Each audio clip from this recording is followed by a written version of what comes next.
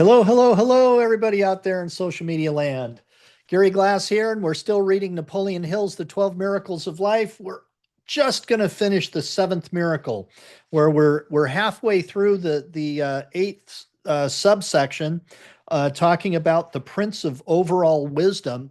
We were just talking about a number of people that had taken advantage of these unseen guides that the chapter is all about. Thomas Edison, Henry Ford, Luther Burbank, just so interesting that these men uh, uh, kind of say in their experiences of being successful and in their experiences of creating, that somehow they ended up getting these mental downloads to be able to move forward with their inventions or with their creations. Just so cool.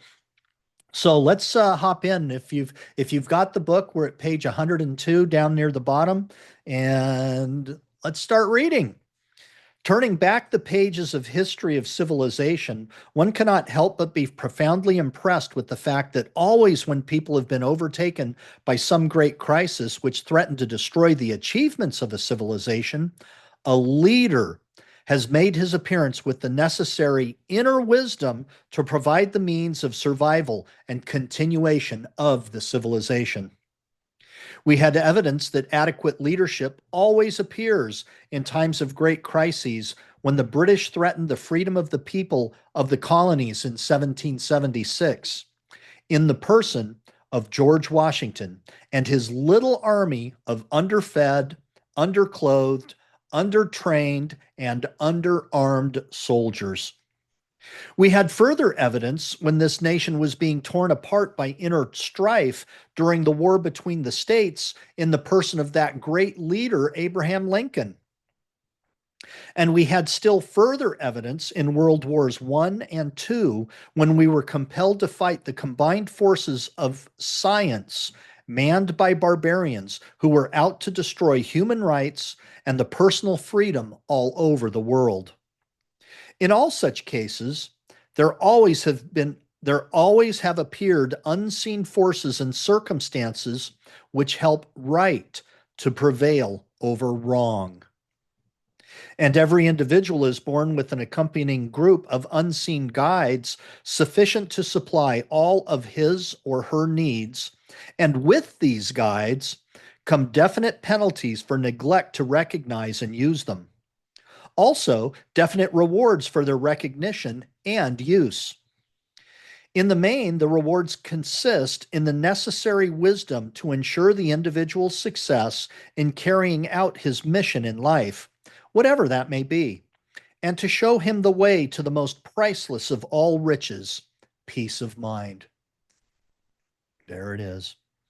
Throughout this volume, I have described, though many different phrases and illustrations, the supreme secret of all human achievements.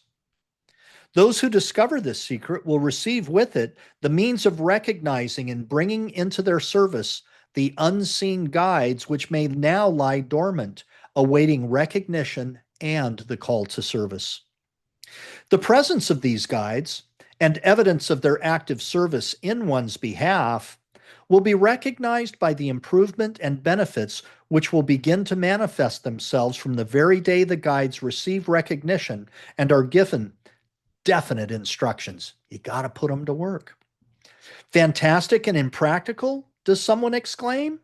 No, miraculous is a better word, because no one, as far as I know, has yet explained the source of these unseen guides or how or why they are to guide the lives of every living person.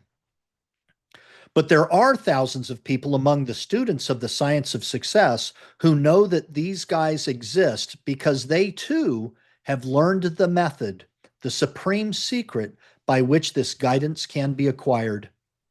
The unseen guides, the unseen guides are housed in that other self, which every person possesses, that self which one does not recognize the word impossible, nor limitations of any nature whatsoever. That self which is the master of all physical pain, sorrow, defeat, and temporary failures.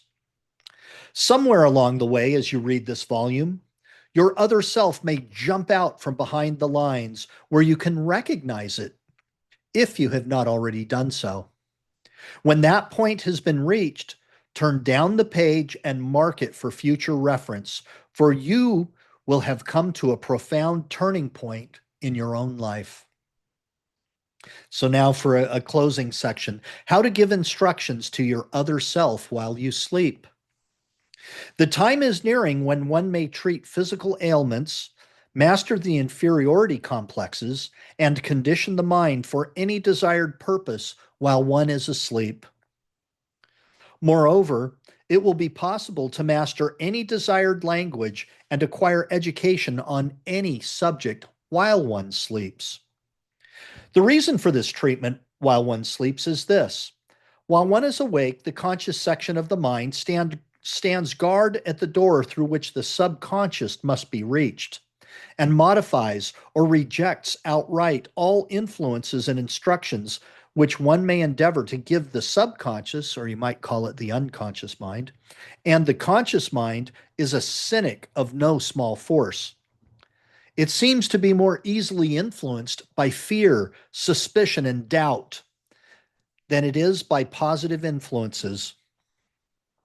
For this reason, any directives one desires to give to the subconscious can best be given when the conscious mind is asleep and on duty. That it might be also in a state of meditation or in a state of peace where you've just kind of calmed any of the strong emotions down to just be at peace, be at peace. The other self can be reached only through the subconscious mind, and this irresistible entity with which everyone is possessed is some mysterious power associated with and existing on the same plane as our unseen guides. This system of sleep treatment is especially adaptable to the purpose of and the elimination of undesirable habits in children while they sleep, and it can be put into operation without the knowledge of the children. So that finishes the chapter, and we've got another quote of Hill's from Think and Grow Rich, and it's a beauty. This is a beauty. So listen intently here. There is one quality which one must possess to win, and that is definiteness of purpose, the knowledge of what one wants, and a burning desire to attain it.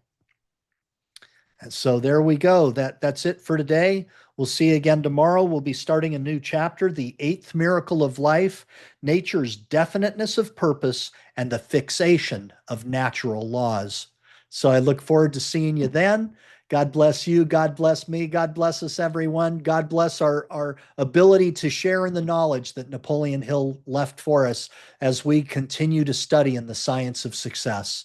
God bless everybody. Bye-bye now.